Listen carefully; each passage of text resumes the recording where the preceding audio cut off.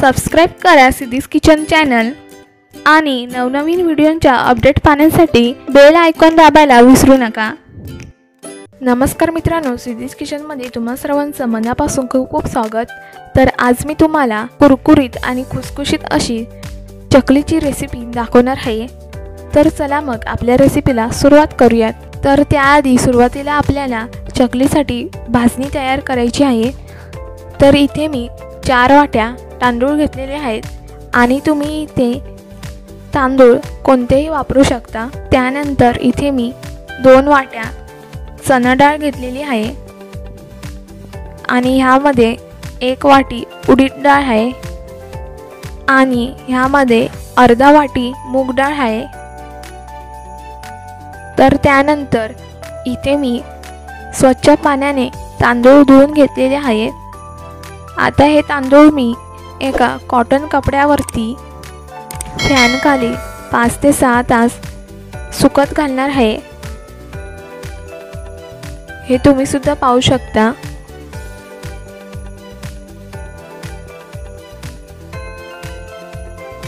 आणि त्यानंतर चणा डाळ सुद्धा आपल्याला स्वच्छ पाण्याने धुवून ह्या तांदळाप्रमाणे सुकत घालायचे आहेत।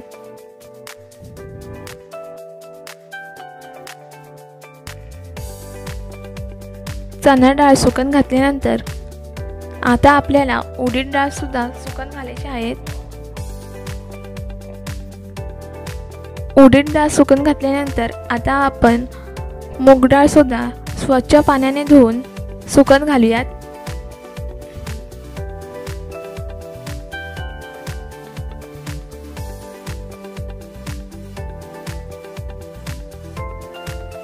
तर तुम्ही इथे पाहू शकता की तांदूळ आणि सर्व डाळी सुकून झालेले आहेत। तर आता मी एका कढईमध्ये हे तांदूळ भाजून घेते। तर हे तांदूळ आपल्याला इथे थोडे लालसर होईपर्यंत भाजून घ्यायचे आहेत।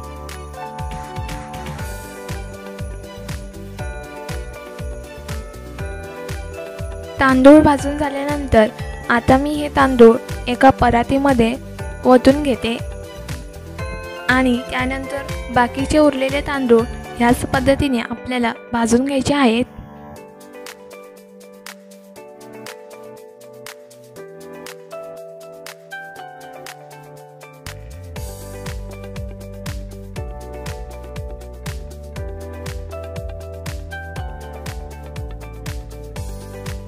तांदूळ भाजून झाल्यानंतर आता आपण ह्या कढईमध्ये चणा डाळ टाकूयात।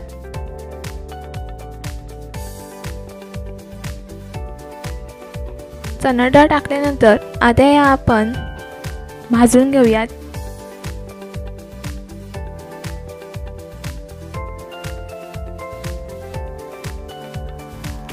चणा डाळ भाजून झाल्यानंतर आता या आपण भाजून घेतलेल्या तांदळावरतीच ओतून घेऊयात।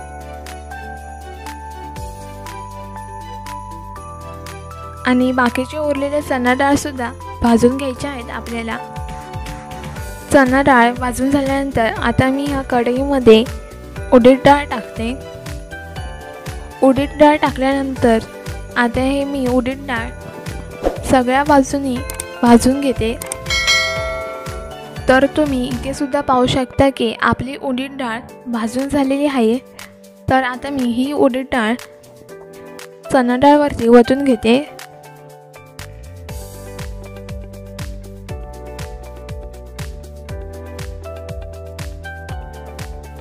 त्यानंतर आता मी मूग डाळ ह्या कढईमध्ये भाजून घेते। तर तुम्ही इथे लक्षात ठेवा की आपल्याला इथे भाजणी तयार करण्यासाठी जे आपण तांदूळ डाळी वगैरे भाजतो ते इथे आपल्याला करपून घ्यायचे नाही आहेत। त्यामुळे हे सर्व भाजताना आपल्याला गॅस मीडियम फ्लेमवरतीच ठेवायचा आहे।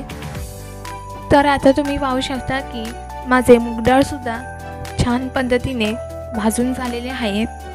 त्यानंतर 1 वाटी पोहे ह्या कढईमध्ये वतते। पोहे वतल्यानंतर आता मी हे पोहे सुद्धा भाजून घेते।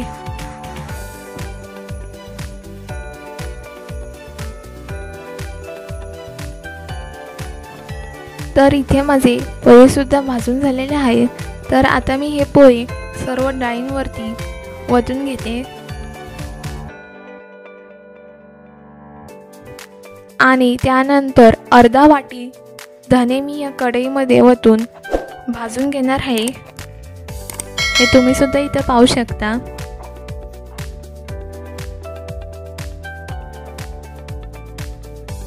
तर आता आपले धने सुद्धा भाजून झालेले आहेत। त्यानंतर आता आपल्याला जिरे सुद्धा अर्धा वाटी भाजून घ्यायचे आहे।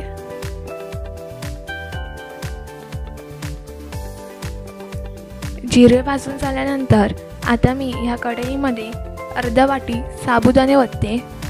साबुदाणे ओतल्यानंतर आता हे साबुदाणे सुद्धा आपल्याला भाजून घ्यायचे आहेत।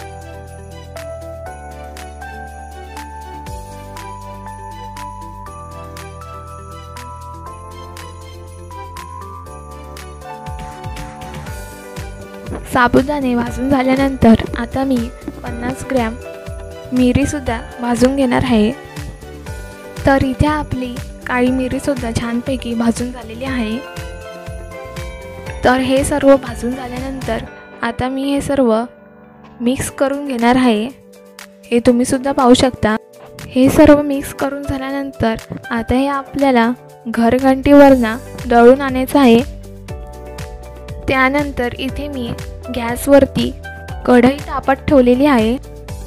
आपली कढई तापेपर्यंत आपण इथे चकलीसाठी साहित्य बघून घेऊयात। मी इथे तीळ, ओवा, हिंग, हळद, चकलीचं पीठ जे आपण घरघंटीवरनं दळून आणलेलं होतं ते इथे ह्या वाटीमध्ये मी चकलीचं पीठ घेतलेलं आहे आणि ह्या वाटीमध्ये पाणी घेतलेलं आहे आणि इथे लाल तिखट आहे। त्यानंतर आता मी ह्या कढईमध्ये पाणी ओतते। पाणी ओतल्यानंतर आता आपण ह्यामध्ये घालूयात लाल तिखट।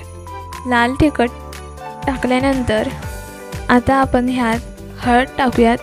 हळद टाकल्यानंतर आता आपण ह्यामध्ये हिंग घालूयात। हिंग घातल्यानंतर आता आपण ह्यामध्ये ओवा आणि तीळ टाकूयात। ओवा आणि तीळ टाकल्यानंतर आता आपण ह्यामध्ये मीठ टाकूयात। हे सर्व इन्ग्रेडियंट्स टाकल्यानंतर आता हे आपण थोडंसं ढवळून घेऊयात। ढवळून झाल्यानंतर आता आपण पाहू शकतो की आपल्या ह्या पाण्याला उकळीसुद्धा आलेली आहे। पाण्याला उकळी आल्यानंतर आता आपण ह्यामध्ये तेल घालूयात। तेल घातल्यानंतर आता मी हे सर्व परत ढवळून घेते। ढवळून झाल्यानंतर आता मी ह्यामध्ये चकलीचं पीठ टाकते। पीठ टाकल्यानंतर आता हे आपल्याला ह्या गरम पाण्यामध्ये सर्व मिक्स करून घ्यायचं आहे।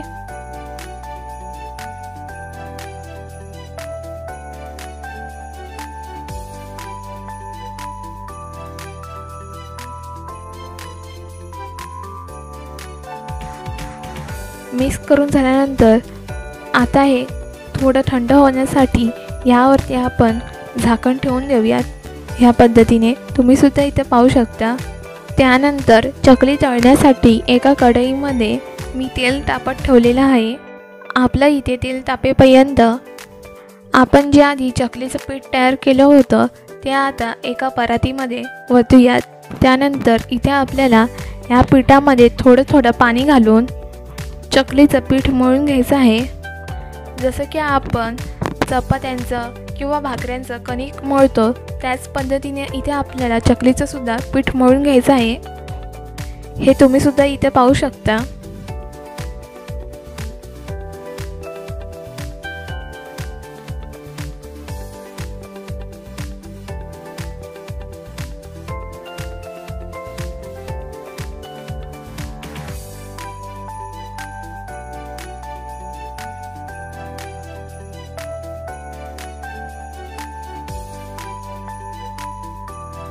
तर इथे माझं चकलीचं पीठ छानपैकी मळून तयार झालेलं आहे। पीठ मळून झाल्यानंतर आता मी ह्या पिठाचा एक सेपरेट गोळा तयार करून घेणार आहे।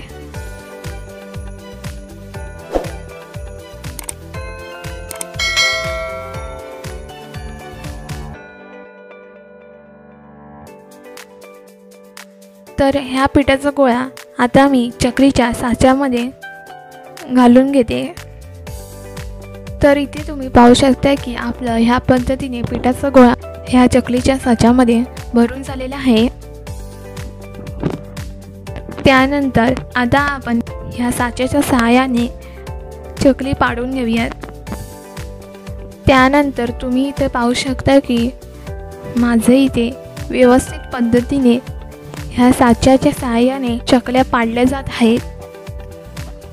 चकल्या पाडल्यानंतर आता हे आपल्याला चकलीचं जे शेवटचं टोक असतं ते इथे आपल्याला चकलीला चिकटून घ्यायचं आहे।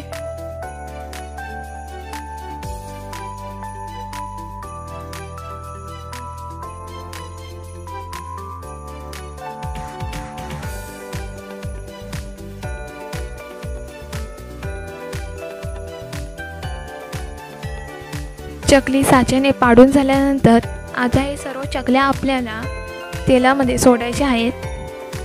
ह्या पद्धतीने एक एक करून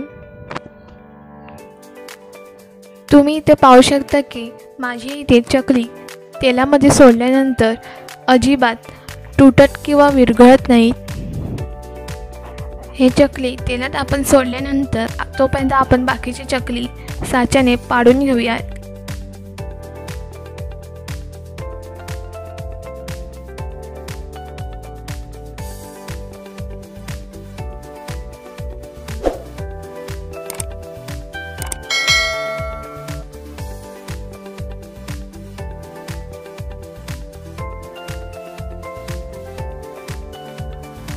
चकली पाडून झाल्यानंतर आधी जे आपण तेलामध्ये चकली सोडलेले होते ते आता आपण झाऱ्याच्या सहाय्याने परतून घेऊयात। तुम्ही इथे लक्षात ठेवा की चकली तळताना आपल्याला गॅस मीडियम फ्लेमवरतीच ठेवायचा आहे, म्हणजे जेणेकरून आपली चकली करपणार नाहीत। तर इथे माझे चकली तळून झालेले आहेत आणि आता मी ही चकली एका प्लेटमध्ये काढून घेते आणि आपले बाकीचे सुद्धा चकली ह्याच पद्धतीने करून घ्यायचे आहेत। तर तुम्ही इथे पाहू शकता की माझी चकली तेलात टाकल्यावरती विरघळलेले सुद्धा नाही आहेत आणि ह्या चकल्यांवरती जास्त तेल सुद्धा नाही आहे आणि इथे माझी चकली कुरकुरीत आणि खुसखुशीत सुद्धा झालेली आहे।